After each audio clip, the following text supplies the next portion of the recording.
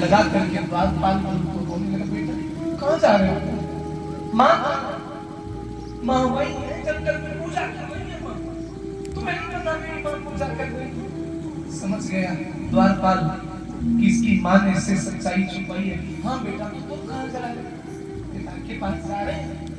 अच्छा, बहुत दिन हो गए पिता को नहीं देखा, हम गोद में बैठे हैं, बढ़ा दे पूरी मंच मंच किया हुआ बढ़िया बढ़िया खाने के लिए उनसे मिठाई मांगे, हमें बताओ ना भैया मेरे पिता कहाँ है? तो रो गया द्वारपाल, वो सामने सिंहासन देख रहे हो? हाँ हाँ, जाओ वहीं पे बैठ के चले जाओ। छोटा सा राजकुमार ध्रुव मन में अनेक अभिलाषाएं लेकर के राजमहल के अंदर प्रवेश कर गया। सब देख रहे हैं। और सज्जनों, जैसे ही आज ध्रुव जी अपने पिता के सामने पहुंचे, पिता लिखने लग गए। पिता क्या कर रहे हैं? पिता उत्तम को गोद में लेकर के, एकदा सुरचे पुत्र मंग मारो पलायन, उत्तमं नारुक्षंतम ध्रुवम राजा विवृंदता। आज पहली बार उत्तानपाद उत्तम को लेके, यानी जो सुरुचि का बेटा है, ध्रुव जी की छोटी माँ सुरुचि का जो बेटा जो बहनों में रहती है, उसका जो बेटा उत्तम उसे गोद में लेके खिला रहे हैं।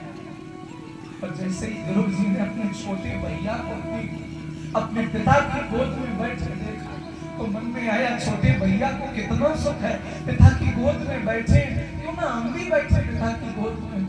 और जैसे छोटे बच्चे को गोद में लेने के लिए चलो तो छोटा बच्चा दोनों हाथ उठा देता है, ऐसे ही ध्रुव ने अपने पिता उत्तानपाद के सामने अपने छोटे छोटे हाथ ऊपर कर दिए।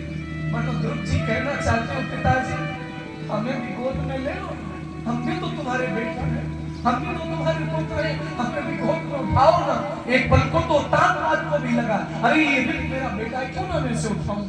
और सज्जनों, जैसे ही उत्तानपाद खड़े हुए अपने ध्रुव को गोद में लेने के लिए, उसी समय सुरुचि ने देख लिया, और जैसे ही ध्रुव की ओर देखा, उत्तानपाद की ओर देखा, जैसे ही उत्तानपाद को आंखें दिखाई, उत्तानपाद वहीं रुक गए, क्योंकि सुरुचि के गुलाम थे। जैसे ही सुरुचि ने देखा, आंखें दिखाई, वहीं रुक गए। छोटे से बच्चे ध्रुव ने जैसे ही अपनी छोटी मैया सुरुचि को देखा, सुनीति ने संस्कार इतने बढ़िया दिए थे, ध्रुव ने हाथ दोनों नीचे कर लिए और अपनी मैया सुरुचि की ओर बढ़ा है कि लाओ मेरी छोटी माँ है, इसके पैर छू ले, चरण स्पर्श कर ले। और जैसे ही ध्रुव जी चरण छूने के लिए झुके हैं, आज ध्रुव जी को सुरुचि ने धक्का दे दिया। जैसे ही सुरुचि ने धक्का मारा, ध्रुव जी हाथ जोड़ के पूछते हैं, माँ तेरी गलती क्या है, तुम हमें धक्का क्यों देती हो? तो तुम्हारे चरण स्पर्श करने जा रहे थे माँ, तुमने हमें धक्का क्यों मारा? कहा, तेरी इतना साहस कैसे हुआ कि तू सिंहासन पर बैठना चाहता है? माँ क्या मैं सिंहासन पर नहीं बैठ सकता? नहीं बैठ सकता क्यों?